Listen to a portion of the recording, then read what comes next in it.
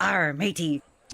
And welcome to Weather and Ag in Focus, 106 in the afternoon. I want to thank everybody for joining us. Temperatures right around 50 degrees across much of the area. I'm Chief Meteorologist Dean Wysocki, along with our wonderful, talented Ag Director, Bridgette Readel, who is live on location. Where are you at now, Bridgette? Okay, so I get to spend the day over here 10 miles south of Lake Park, Minnesota, and I am at Swanee's. This is a really nice resort. I'd never been here before. I've heard a lot of good things about it. A lot of good things. And so the full house folks are here to hang out with those of us who are part of Flag Family Media, WDAY Radio, as we do our shows live from here today. So that's been a lot of fun. Just get a chance to shake hands, say hello. Had a burger for lunch. That was fabulous. And right now, just going to hang out. We'll probably have a couple of guests coming on throughout the hour, but it's going to be a big day. And I would say there'd be more folks here, but some of them had to go back to the field. That's what you were saying. They had to go back to beet harvest and still harvesting corn out there as well. And, and was it you? Somebody was telling me this morning, I think it might have been Bonnie, where she was talking to a farmer where they had to stop their harvest because the ground was it was too dry. And that was potatoes. Was that potatoes? Okay. Yep, the ground's too dry and hard. They were having trouble digging potatoes.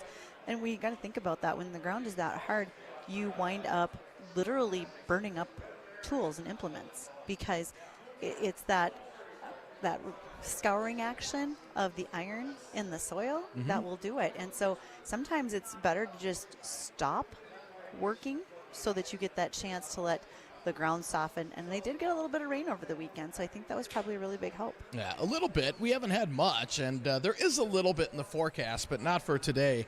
In fact, we're looking at pretty decent conditions for the rest of the afternoon with plenty of sunshine, and temperatures should warm up into the upper 50s for today. Tonight we'll drop off into the 40s as clouds increase, and a sprinkle or two possible from 94 corridor southward for tomorrow.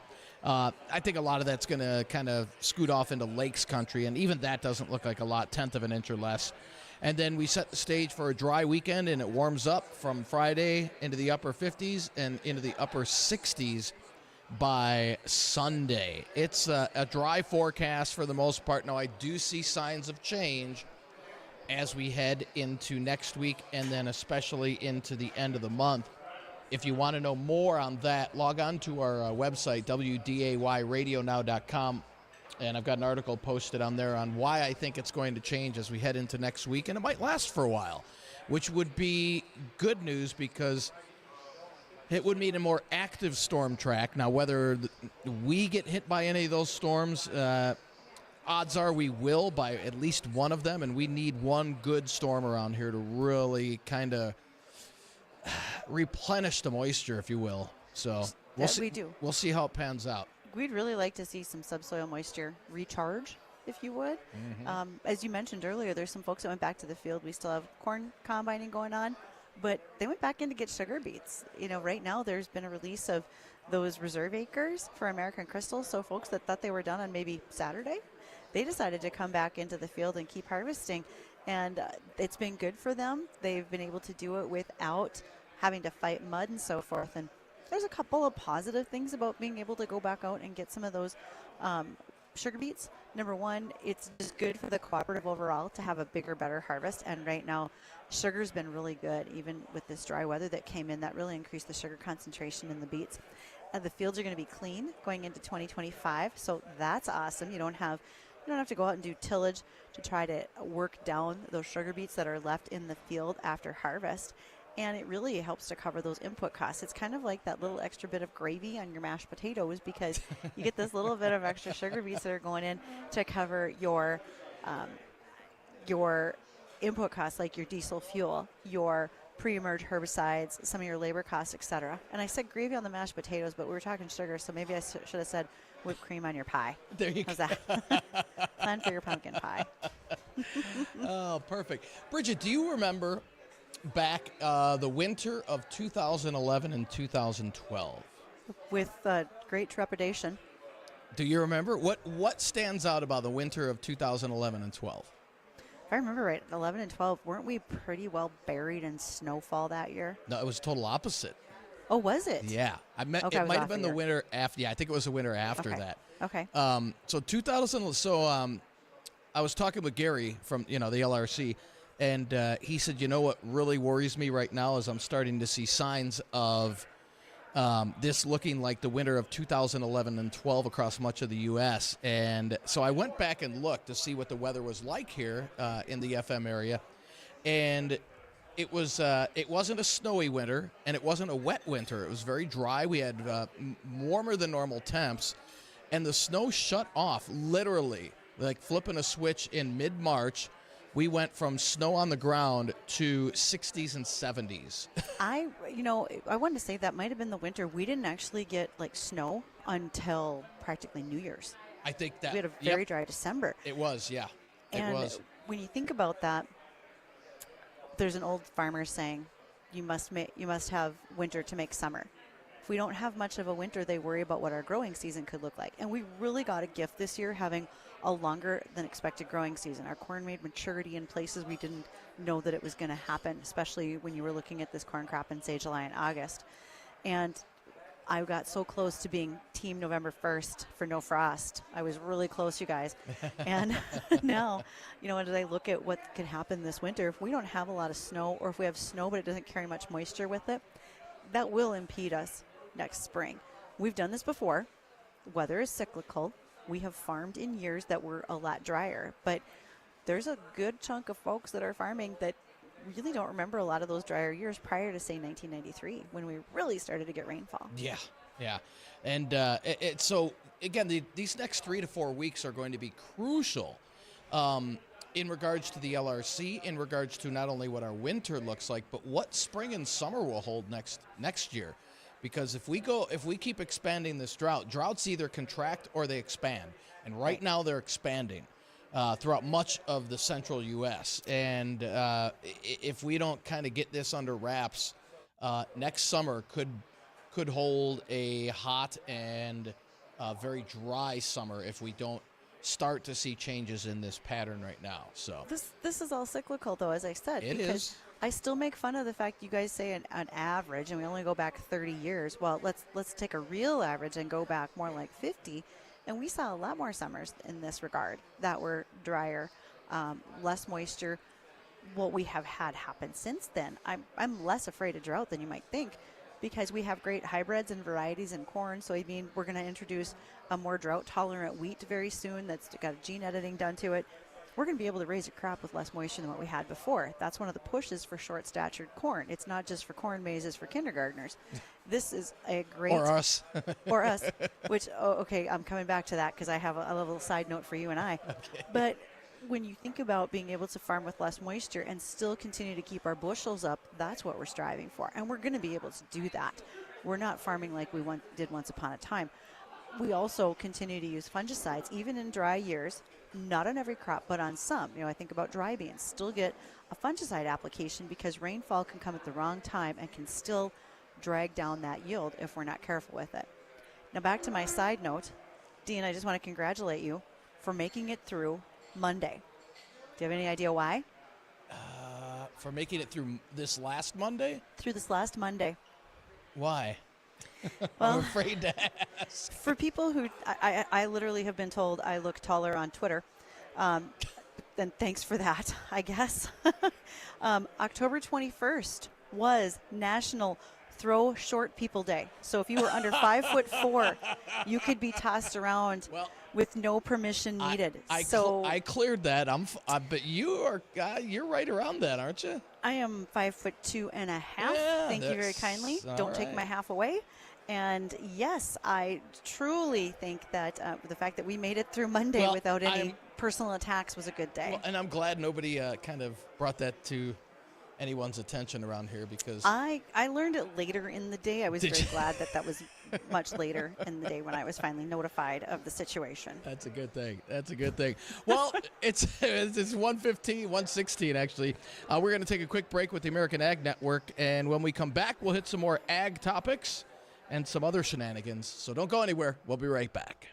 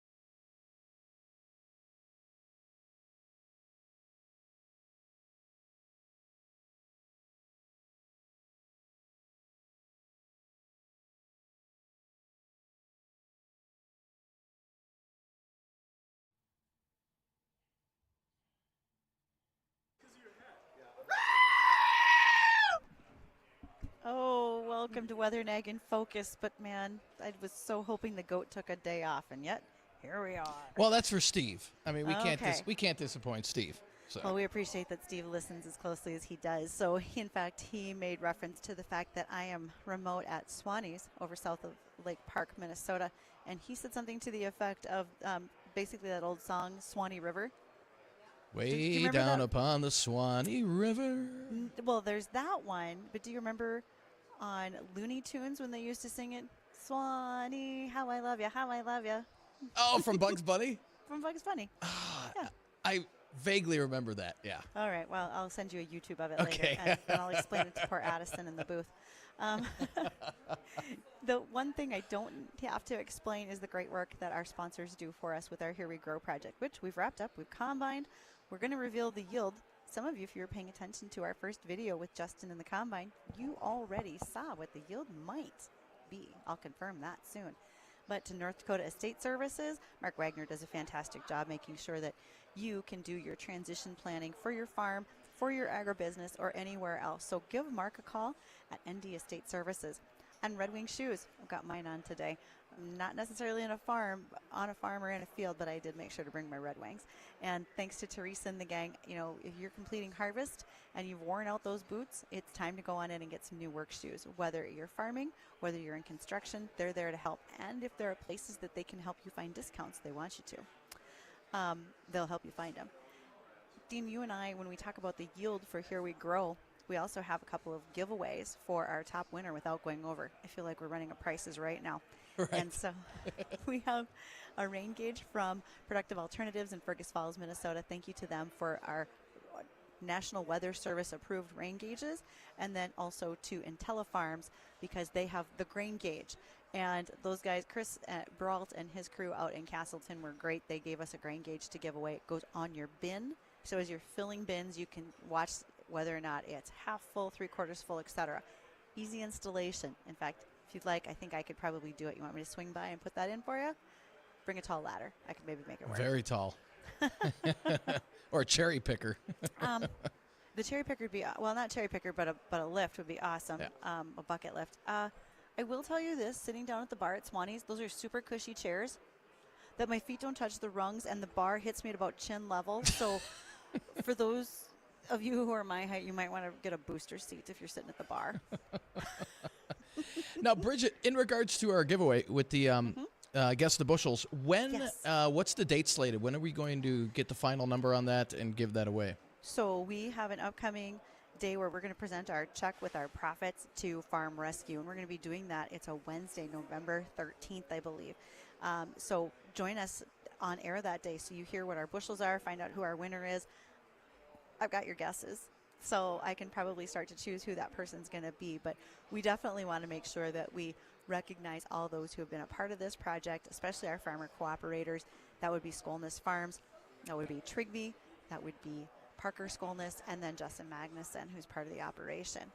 And speaking of dollars, our dollars through Farm Rescue are going to be designated going towards the wildfires out in western North Dakota.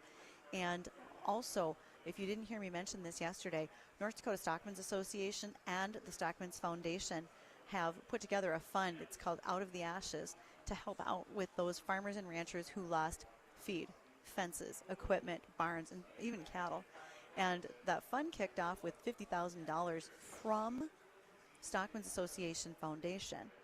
What they've added to it has been private donations, and ExxonMobil stepped in earlier this week with $100,000. So that fund is now over $250,000 for wildlife relief to those areas in western North Dakota that were heavily affected.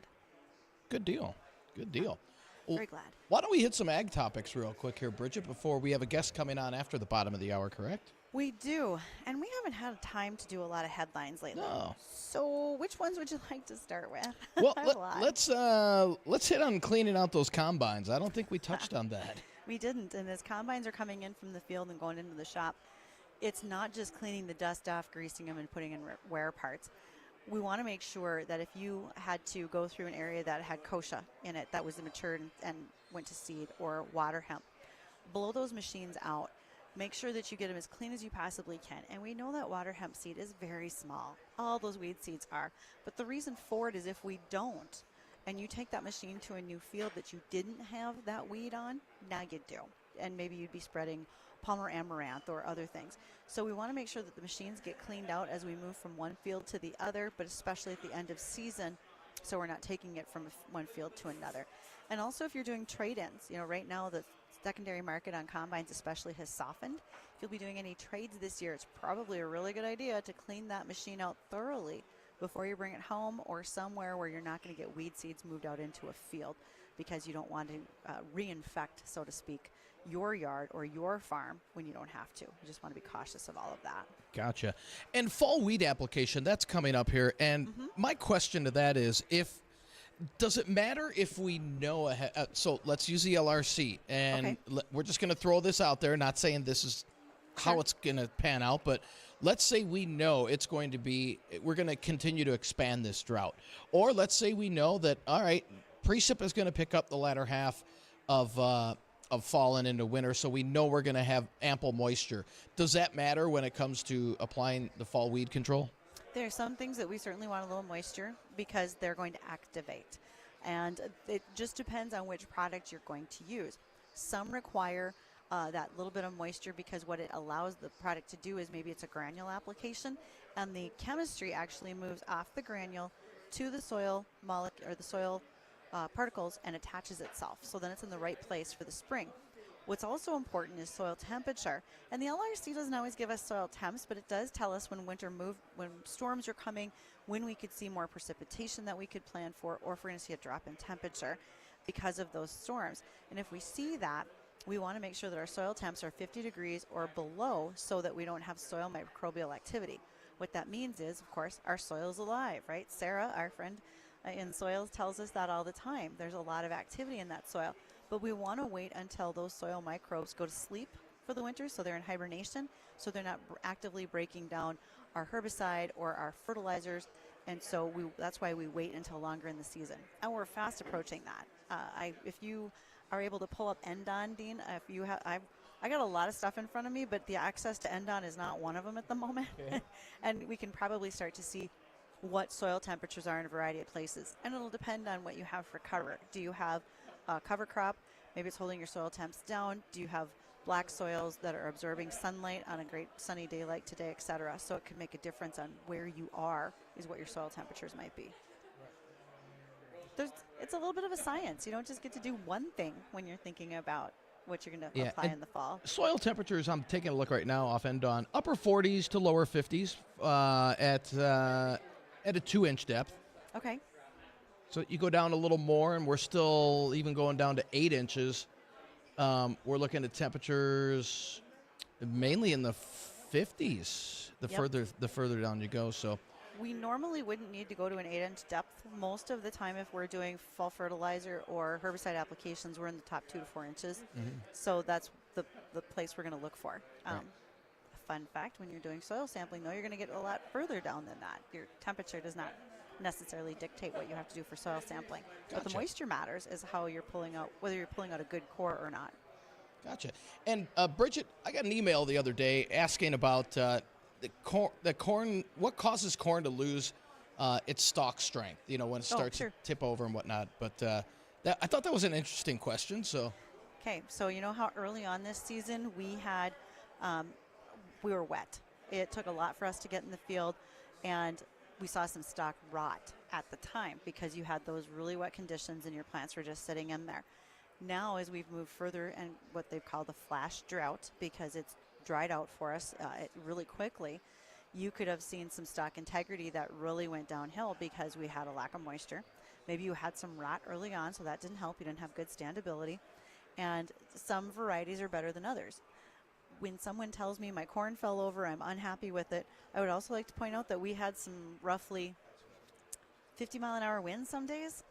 I don't know what's going to stand up to 50-mile-an-hour winds. I mean, even Aquanet can't help you in there. So realistically, not all your corn's going to do as well on those days too.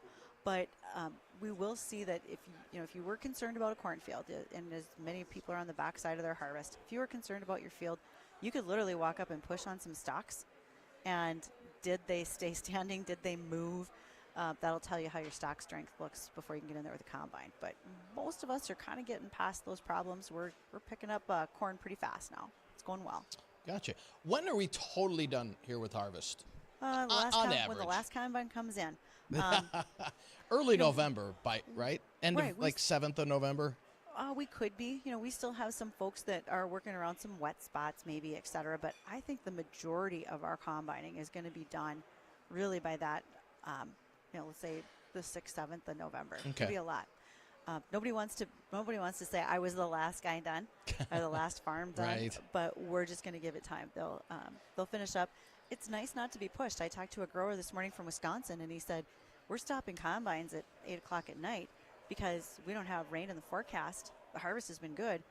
We really don't see a need to have to push. Right. And we're giving our folks a chance to go home, get a good night's sleep, pack a lunch for tomorrow, maybe do the laundry. And on the positive spin of that probably leads to less accidents because Yes. we're a little more rested up and right? Good. Yeah. See, so there's some positive that's coming out of this. I think there's some really good positives that are going to come out for folks. Good. Yes. Good deal. Yeah.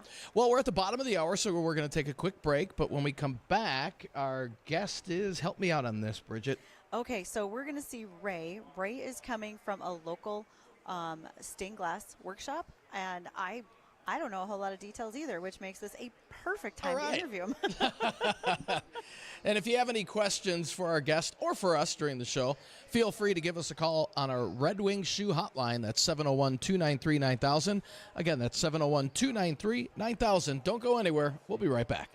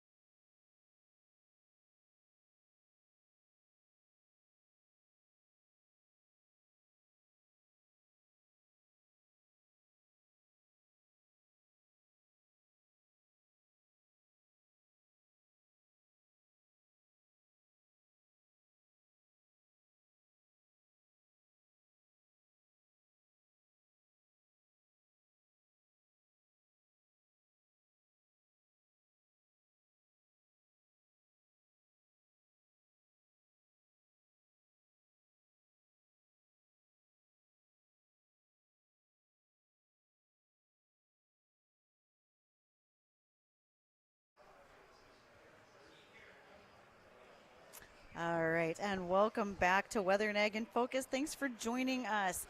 I am on remote today. Dean's in studio holding down the fort, you might say. And I have the great fortune of being down at Swanee's in Lake Park, Minnesota. Right now, we've got folks gathered in here. They want to talk about everything that's going on, whether it's agricultural, politics, and so much more. And all of our shows are being joined from here. Dean, thanks for being the guy to stay back and do all the dirty work. You and Addison are in charge. Yeah, you're sitting at a bar on a live show. I mean, hold on. There's a party. Here's Bridgette in her blender. Glad she could make it. This isn't all that different than a normal day that I'm in a bar somewhere. Yeah, right. Kind of. I mean, occasionally. I drew the short straw, literally. Yeah, but remember, you surpassed the throw short people day the other day, so I did. you're safe now. Okay, so we have a guest who's joining us today, and I have with me Ramon Morin. I Yes, want to ma'am. make sure I say that right. No, So we're Ramon, good. and Ramon is with the Studio Renaissance, just down the road. So Yes, ma'am. welcome, and thanks for joining us today. Really glad to Thank see you, you. Ramon. Yeah, I appreciate it. Thank you. Tell us a little bit about your business. I own Studio Renaissance. I do stained glass restoration and new stained glass windows for churches, courthouses, libraries, lake homes, residentials. Wow. We also are offering holiday classes right now so that we can get the public involved. And if anyone is interested, that's something that we can offer. We're doing some ornament-themed classes for the holidays, which have been very fun, if I do say so myself. Well, I can't imagine that they would be boring. So, Oh no, put on the Christmas music and everyone's happy. well, bring on the mulled wine. Okay. Yeah. So I have some questions. First Yes, of all, ma'am. this isn't like you just started yesterday. How long have you been doing stained glass work? Wow, I've been doing this for 28 years now. Wow. Yeah, and I stumbled Amazing, across because you're this. only like 26, so good Oh. for you. I love that. I love the radio. Please keep it coming. Okay. Yeah. No. I was very fortunate. I have a business partner that owns Classic Glass, and I started with his studio, and I walked in at the very bottom entry level, worked my way up, and was able to now become a business partner. And it's really what I would consider my own American dream. Sure. You know. So, okay. I've had stained glass work done before. I don't know if you've ever seen this. I had a friend do them. They look like little grain elevators Oh, with sure. colors of stained glass, and then she layered the different crops from the area Oh, in those. love that. Oh, wow. Do you do dimensional items like that, or just the glass photo, like you said, the church windows? I do a lot of church windows, basically. Okay. Is the majority of part of my business. And then the ornaments I do are more one-dimensional. But if I get a commissioned project, I Right. mean, I can definitely do dimensional work. Okay. It really comes down to what the demand is, Sure. you know.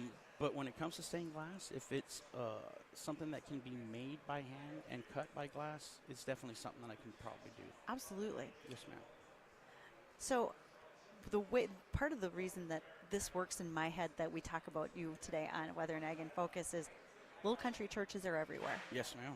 and a lot of them had some beautiful original stained glass. Mm-hmm. Do you find yourself redoing them? Oh, So basically, like reclamation, or are some of them just so bad you have to start from scratch?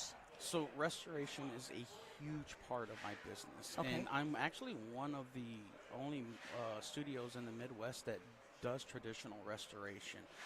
Anything that is over 100 years old and has been put together by lead more than likely will need to be restored at some point. Sure. And so that's where I come in. My goal is to do just that, is not to make it new, brand new again, but to make it as restored and as close to its natural state as possible. And so I was just in Leonard, North Dakota yesterday at a small church. Funny, I'm doing not that far from Leonard on a normal day, so Oh, okay. perfect. Yes. Yeah. I was just there with my installer working on a small project. And again, it's just one of these small town churches that it's been closed down but was bought by another local patriot, and she's been restoring it over the past few years. And Wow. so, yeah, we do all kinds of work with our small local churches, even if the ones that have been retired. Okay, so because we know that many of these churches dot the landscape between farms and fields, they have a great history across our state as we were settled, both the Dakotas, Minnesota. Yes, ma'am. Okay, when you look at those older windows, and you said some of them are leaded, Is there a danger factor? Is there, because you're not ingesting the lead, but people worry about asbestos in old buildings. Is there anything that happens like that in windows? No, not necessarily. When you have to really worry about that is when you start inhaling it, you know. So it would be more of an issue for someone like me who takes those windows out and then take them to my studio and start to take them apart, because a lot of the time there's going to be oxidation, which is just the lead deteriorating and basically becoming a powdered form that can be breathed in, or if you don't wash your hands, easily ingested if you're holding food. But other than that, that's really the only concerns that you would have to have. And Ramon, do you guys offer, like, let's say just Bridgette or I wanted to learn something about doing what you do. Do you offer workshops? Definitely. So right now we're offering ornament classes just for the holidays, because a lot of the responses I've been getting are people wanting to do themed projects. But I do have a basic class where we have you come in, and I teach this in a way that is to be not only economical, but I've taken all the unnecessary fat off of stained glass. I've trimmed it away, and I teach in a way that we are productive.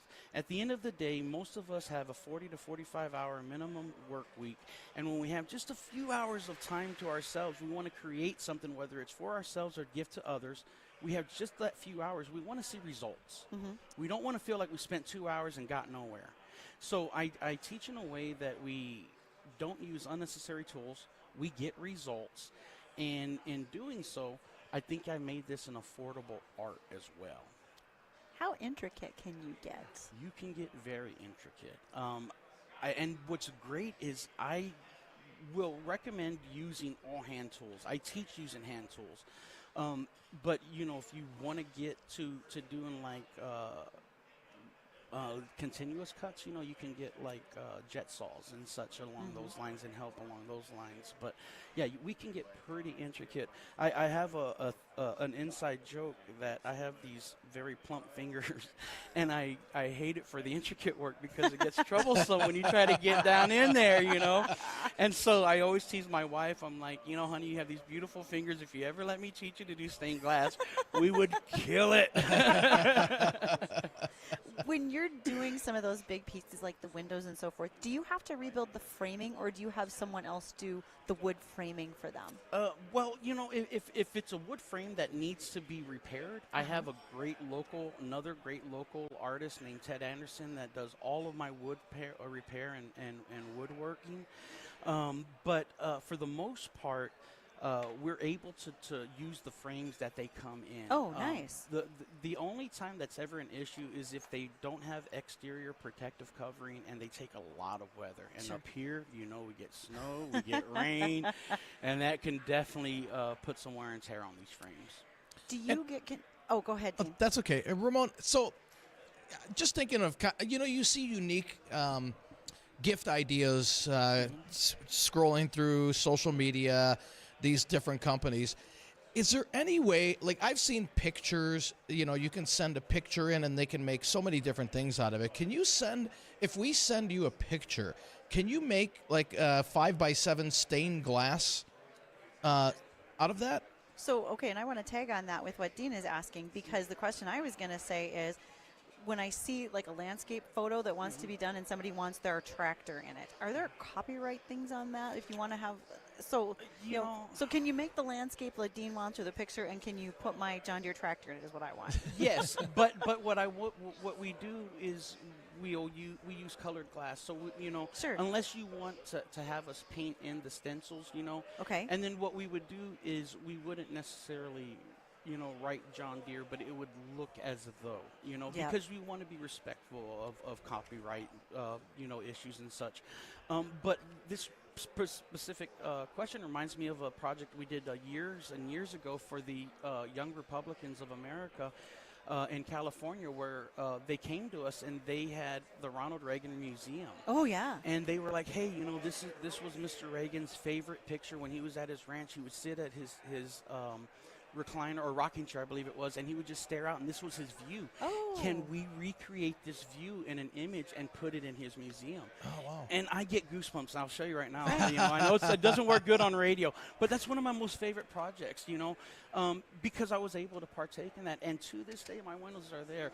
There was a fire not too long ago, a few years ago, that got pretty close, and I was keeping an eye on the news like, no, But thankfully, everything was taken care of. But, yeah, we can take any image and turn it into a stained glass image for the most part. Right. I also have local artists that I work with that can help me. And then I even have a European artist that is probably world-renowned and one of the best in the world that we're able to do work with if you're willing to pay that price. Okay, so realistically, with the new Theodore Roosevelt Presidential Library going out in Western North Dakota, don't forget to give them your name.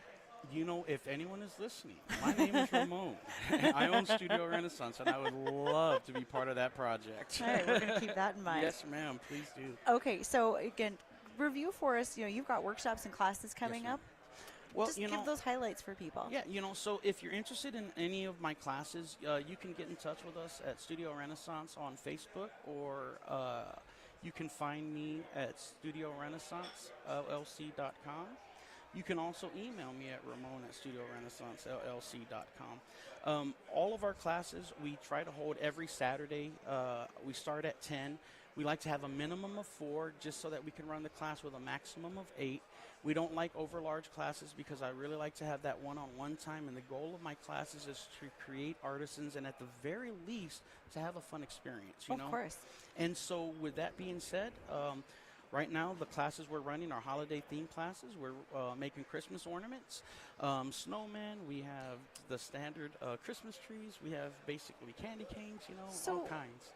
Is there an age limit? Because I think about grandmas bringing some of the small kids in to have that memory of making their ornaments for Christmas. So the youngest I think I could bring in is about 10, and that's just because the coordination. We are still working with glass, Yes. and so we want to make sure to have that in mind. But I've had a few 10-year-olds come in, and they've been pretty successful, and so Nice. it's a great bonding experience. I had this one class, and immediately afterwards, she said, "We're going home to put up the Christmas tree," and I was like, It's July. Yes, Let's do this. that's what we're doing. So, yeah, I have a feeling we're going to be doing that fairly soon too.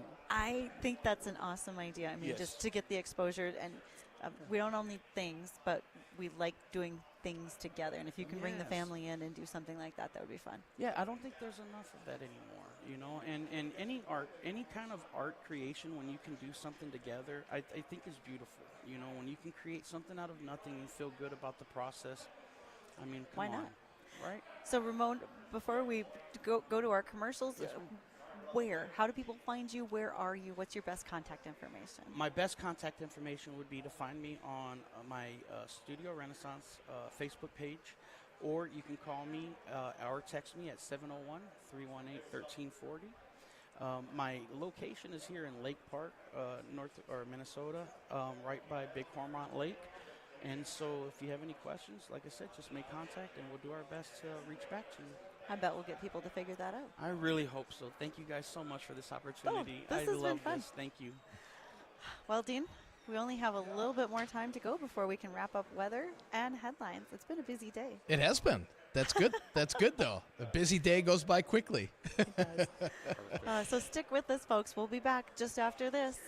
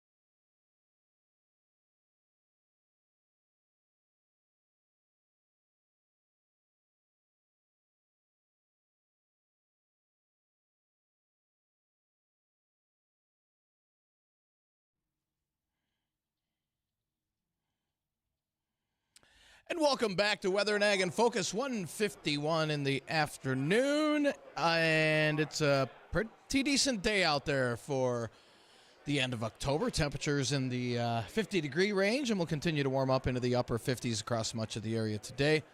And even warmer weather heading our way as we head into the upcoming weekend.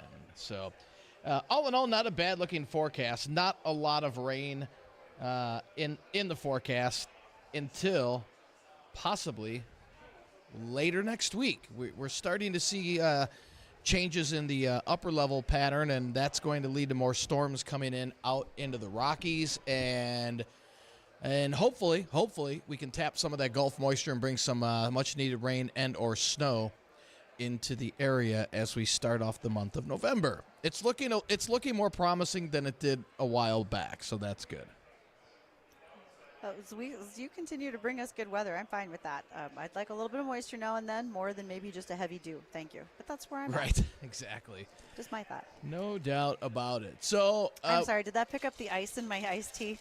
yeah, that's Long Island iced tea is what it looks like from here. Fine. Well, you've got it in a plastic glass to hide it. I know the tricks. Come on. It's all good. Well, now, go ahead, Bridgette. I was going to say, if you want something else to listen to on a day when we're not on air, say a Saturday, and there are a pile of ag-related podcasts that are available, and just wanted you to all think about who you might want to listen to. So there is one called Beyond the Crops, and that happens to be done by Jen Oshner and Mary Pat Sass.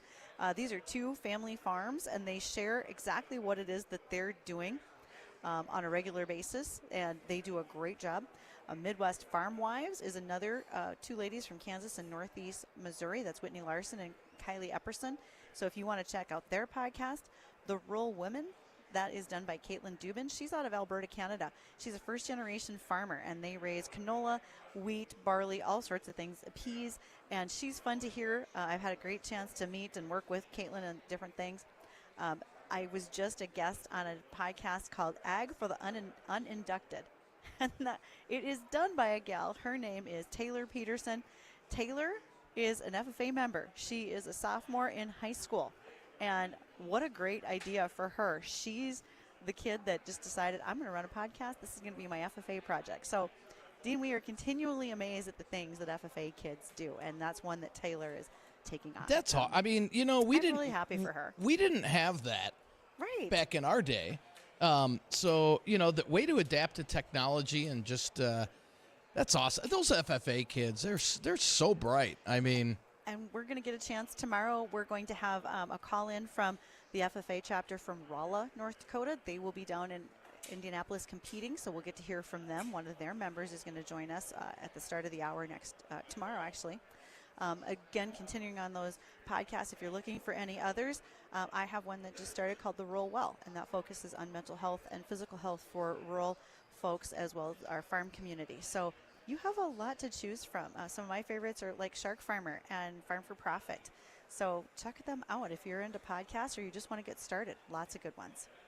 Awesome. Well, let's hit on a couple more ag topics, Bridgette. Sure. I'll let you pick them out this time. So right now, there's all this discussion about sustainable aviation fuel. The Green Bison plant it's a soybean crush plant out at Spiritwood near Jamestown. Their soy oil is going to Dickinson, and that's going to be made into sustainable aviation fuel. Right now, India Air is really planning on taking a bigger look at this. They want to be a hub in India for regional air carriers, and they think that sustainable aviation fuel is one way that they're going to do better. They have a focus on practices like soil and water quality, nutrient management, just what most people are already doing in their soybean crop. And it's not just soybeans that can be made into those SAF fuels. You can also look at canola. There's discussion of using more and more camelina, which is more of like a winter. It reminds me of a winter canola. It's a little bit different than that. But nonetheless, we have these opportunities, and now we're seeing that interest coming from other foreign countries that want to continue to use sustainable aviation fuel. We'll see where all of that leads, but by and large, I think those soy crush plants that are here in North Dakota now, Castleton and Spiritwood, both probably had a really good fall because the soybean crop overall was better than many expected. And is it cheaper? Is it sustainable fuel? Is that cheaper? I think there's an argument whether it's cheaper or not because the green movement wants a better footprint. So it's clean. It's cleaner burning. It's cleaner burning. Now, it's being used in commercial air flights, but I don't know that it's being used in private jet flights yet. Gotcha. Mm-hmm. Yeah. So there's always a little bit to argue on either side of that Right. one. And hey, if it helps, and it helps out our ag community up here, so. It does. That's good. We are always looking for more and more places to take our soybean crop as we continue to increase bushels with as efficient as we are. So that's awesome for us.